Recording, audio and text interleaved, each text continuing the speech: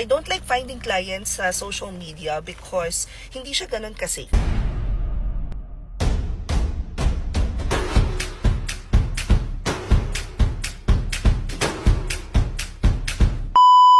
For example, kagaya nitong kay Joanne, sabi niya, meron daw guru agency sa Facebook. Project is at 1,200.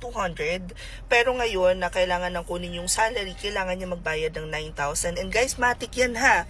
Kapag kailangan yung magbigay ng pera para makuha yung pera ninyo, parang common sense na lang, matik scam yun. Kaya ka nga nagtrabaho para ikaw ay sumahod.